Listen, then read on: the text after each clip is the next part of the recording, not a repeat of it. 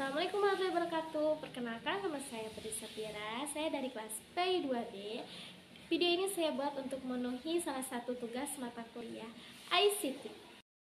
Saya akan memperkenalkan dosen pengampu saya, yaitu Bapak Muhammad Jamjam Nurul Muslim SPD MPD, tempat tanggal lahir Tasikmalaya 8 Mei 1995.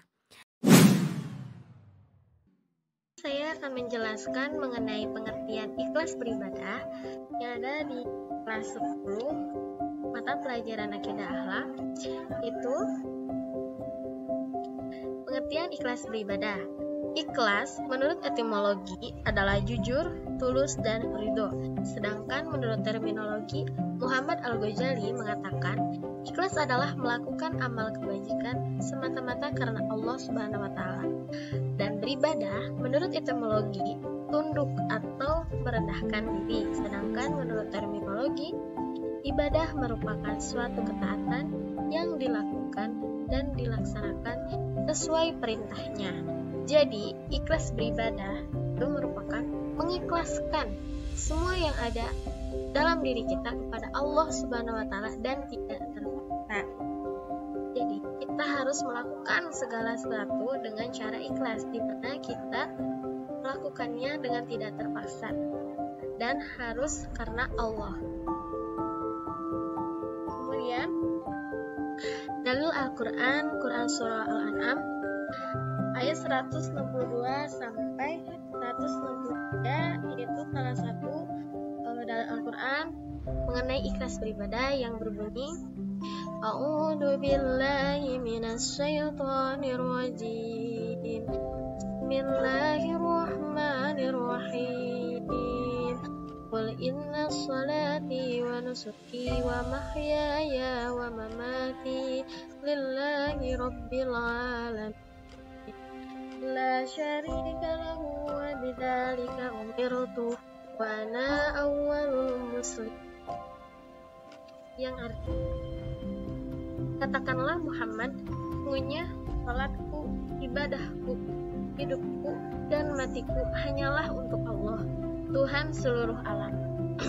Tidak ada sekutu baginya, dan demikianlah yang diperintahkan kepadaku, dan aku adalah orang yang pertama berserah diri sebagai muslim.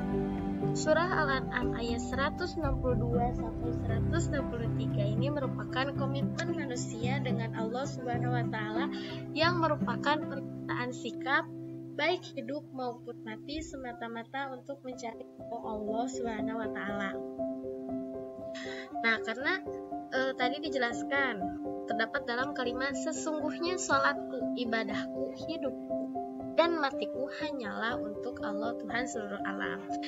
Di sini pernyataan sebelum itu merupakan prinsip hidup seorang muslim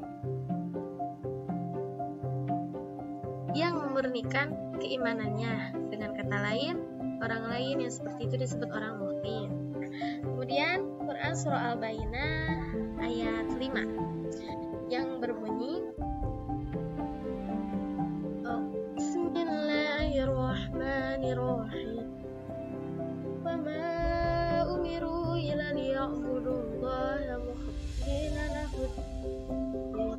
Yang artinya, padahal mereka hanya diperintahkan menyembah Allah dengan ikhlas, menaatinya semata-mata karena menjalankan agama. Nah, kandungan surah Al-Bayyinah ayat 5 ini yaitu salah satunya itu perintah untuk memurnikan agama Allah dari ajaran-ajaran kemusyrikan, di mana kita harus memurnikan agama Allah dari ajaran-ajaran kemusyrikan. Jadi harus menjauhi ajaran-ajaran kemusyrikan dengan cara menjalankan memurnikan agama Allah semuanya. Kita terjauh dari kemusyrikan. Kemudian ada perintah untuk beribadah kepada Allah dengan ikhlas dan menaati ajaran Allah dengan lurus. Mana kita harus menjalankan beribadah kepada Allah itu dengan cara ikhlas.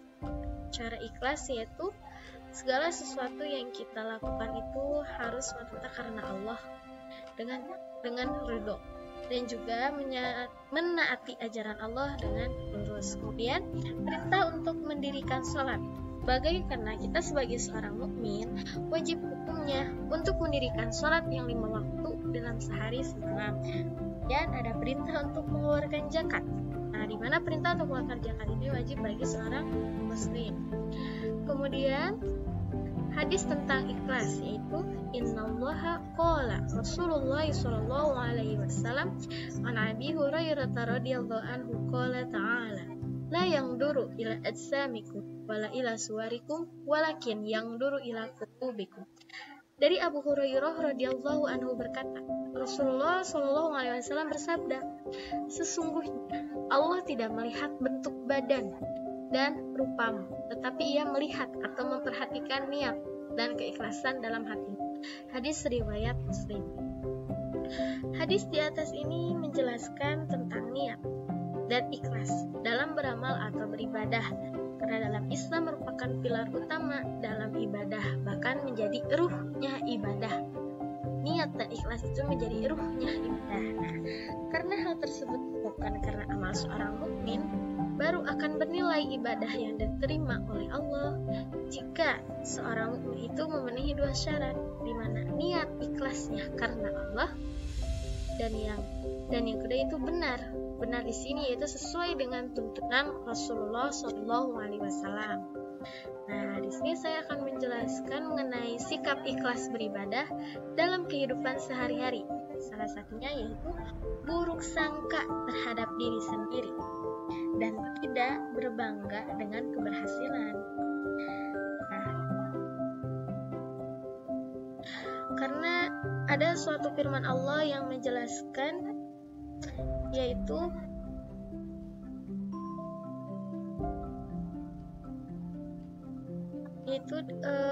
yang berbunyi, dan orang yang memberikan apa yang telah mereka berikan dengan hati yang takut ini karena mereka tahu bahwa sesungguhnya mereka akan kembali kepada Tuhan mereka. Nah, maksudnya ini karena tahu bahwa mereka akan kembali kepada Tuhan kita, yaitu Allah, yaitu untuk dihisab. Apapun yang kita lakukan, apapun yang kita kerjakan itu, semuanya itu akan kembali kepada Tuhan kita untuk diperhitungkan kelak nanti. Maka mereka kerjakan itu dan terima Allah. Jadi kita harus berburuk sangka terhadap diri sendiri itu agar kita merasa takut dan mengerjakan sesuatu yang baik karena kita takut, dan tidak berbangga dengan keberhasilan kita karena apa yang telah kita lakukan dan kerjakan itu akan kembali kepada Allah. Yang kedua yaitu tidak adanya perubahan sikap ketika kita dipuji maupun dicela atas amal yang telah ia lakukan, karena memang hanya mengharapkan ridho dari Allah semata, dan karenanya tidak pernah mengharapkan pujian seorang atau takut akan celanya. Jadi apapun yang kita lakukan, ataupun kita dipuji ataupun kita dicela, tidak ada perubahan sikap di antara kitanya, karena apapun yang kita lakukan itu untuk mendapatkan ridho Allah. Nah, jadi kita jangan mengharapkan pujian seorang atau takut akan celanya. Kemudian yang nomor 3 yaitu lebih senang untuk menyembunyikan amal baiknya karena takut ria. Tapi bukan karena kita takut ria jadi kita tidak melakukan amal kebaikan. Justru kita harus melakukan amal kebaikan tanpa memperlihatkannya. Itu yang lebih bagus. Kemudian selanjutnya yaitu melihat amal orang soleh yang berada di atas kita. Kenapa kita harus melihat amal orang soleh yang berada di atas kita?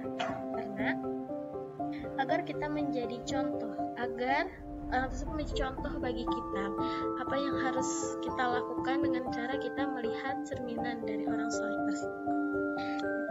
Sekian penjelasan dari saya. Agar kalian bisa lebih memahaminya, di sini saya akan memberikan contoh dari mengamalkan sikap ikhlas dalam beribadah dari Nusa dan Rara. Selamat menonton. 7 kali 3 tambah 9. Ya. 3 tambah 7 kurang 9. Payah. Apaan sih, Ra? Payah. Emang kamu tahu jawabannya? Maaf Nusa, ini temen Rara yang payah. Lagi bete ya? Kok minum gitu? Ih, kesel. Rara kesel banget. Rara sebel sama temen Rara. Jangan jujur. Kesel sama siapa, Ra? Biasanya kan kamu yang ngeselin. Temen Rara minta tolong diajarin melipat kelinci. Dia dapat nilai bagus, tapi nggak bilang makasih sama Rara. Oh, gak bilang makasih. Iya. Dia malah bilang kelinci kamu jelek, Ra. Padahal punya dia kan Rara yang bikin. Udah ikhlasin aja, Ra. Ikhlasin? Gimana caranya belajar ikhlas? Jadi, kalau Rara sudah berbuat baik sama orang, dan orang itu gak baik sama Rara, jangan kesel. Udah ikhlasin aja. Berarti kalau nungguin makasih artinya nolongin nggak ikhlas ya? Nusa, belajar bisa ikhlas dari mana? Belajar dari Uma. Apaan belajarnya? Pas Nusa nangis dan kecewa, kalau Nusa harus pakai ini. Terus sekarang udah ikhlas. Kok bisa? Iya dong, soalnya Uma aja gak pernah protes sama Allah. Uma aja bisa terima kalau kaki Nusa harus kayak gini. Oh, Makanya, kalau Uma aja bisa nerima Nusa dengan ikhlas, berarti Nusa juga harus ikhlas menerima takdir Allah. wah hebat Nusa. Harusnya Rara lebih bersyukur ya. Makasih ya Nusa, udah ngajarin. Nah, gitu dong. Udah gak kesel lagi kan? Kalau gitu, sekarang tolong ngambilin Nusa minum dong. Haus. Kok nyuruh-nyuruh sih? Lah kan tadi Nusa udah ajarin Rara. Idih, kalau gitu ngajarinya nggak ikhlas dong. Oh, iya ya. Cukup sekian video yang saya sampaikan. Kurang lebihnya mohon dimaafkan. Semoga kalian bisa mengambil manfaat dari materi yang saya jelaskan. Thank you for watching. See you next time. Bye-bye.